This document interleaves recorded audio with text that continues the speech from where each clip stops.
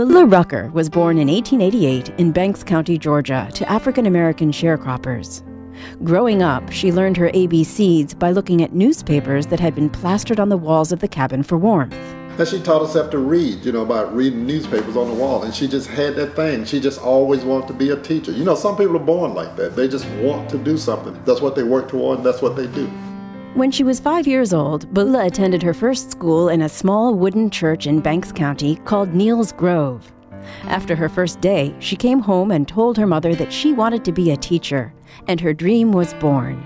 Beulah finished county school early, and her parents made plans to send her to Athens to attend a high school run by the American Baptist Missionary Society. I never knew my great-grandparents. It wasn't much information about them, but they had to be some tough people, too, to come through what they did, and then to have a child like Beulah Rucker Oliver. The Ruckers faced considerable economic strain, and many times Beulah received food from home because she could not afford to pay for it at school. She helped to pay her room and board by getting a job milking 2 cows in the morning, then going to the principal's house and cleaning for his wife.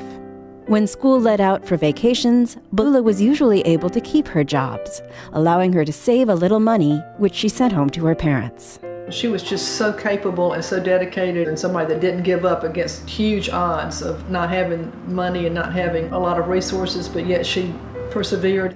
During her stay in Athens, Ms. Rucker began attending Knox Institute, which had been organized in 1868 by the Freedmen's Bureau. The American Missionary Association and the tuition of the students supported the school. Ms. Rucker frequently didn't have the means to pay tuition, and in one instance returned to school with an empty pocketbook.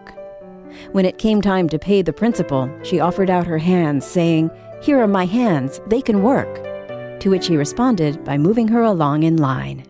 This is a story of if you have a dream, you can work towards that dream. And it is the American dream. And also what makes it so great is Beulah Rucker was brought up in an American South where there were a lot of things telling her this couldn't be her dream. She didn't take no for an answer, and she got respect in the white community as well as the black community. At Knox Institute, Ms. Rucker learned industrial teacher training and domestic skills in sewing and cooking, as well as Latin and music. She graduated with honors in 1909, and during her senior year, she began to realize that her purpose in life would be to establish a school for her race. After graduation, Ms. Rucker worked various jobs, teaching public and private school, giving music lessons, and making and selling hats, and eventually saved enough money to start her own school. She realized that there just weren't many opportunities for African-American children here in Hall County, and she just had this vision and just was very driven, or just had that passion for education. Can you imagine a black woman in the South in the early 1900s wanting to build a school for other black people? I'm sure everyone was telling her no. Beulah Rucker married Reverend Bird Oliver during the time she operated the first school near the Southern Railroad crossing. After having 2 schools in the city, she purchased the land for the industrial school in 1914, where the school remained until its closing in the 1950s. Before the road was built, Ms. Rucker owned land on the other side, and there were a couple buildings on that side. So there's a lot of history, and there are not many buildings that still exist that were old school buildings from the early 20th century. So we're real happy that at least part of the campus is still here. One of the stories that I like that my mother and my aunt would always tell that my grandmother's name is Beulah Rucker. She married a preacher by the name of Bird Oliver. But she told Bird, said, "Look, I'm gonna marry you, but I'm not gonna use your name unless it's convenient for me." And think about that back in the, early 1900s. What woman would tell their spouse that? But that's just the way it was. Beulah Rucker achieved a number of firsts for African American women. The first to receive a Rosenwald grant for her school, the first woman to establish a school in Gainesville, and the first to start a veterans' night school in the state. And she had a night school for veterans, so I think her goal was to further the education of African Americans throughout the community and to really educate the whole person. I'm going to use some words that my aunt, Miss Dorothy Rucker, used.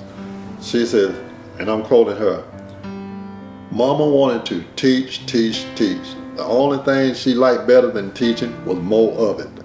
So that's what she wanted to do. She wanted to teach. She wanted to educate. She wanted to make sure students were prepared, learned, they knew how to read, they knew how to write, they knew how to talk.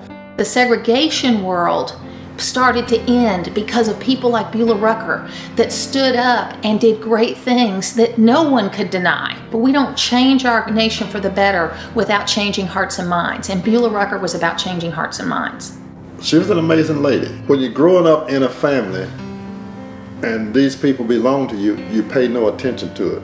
A lot of times it's not until you step outside and look back at the family that you say, wow, you know, these are my people. I'm proud to be her grandson.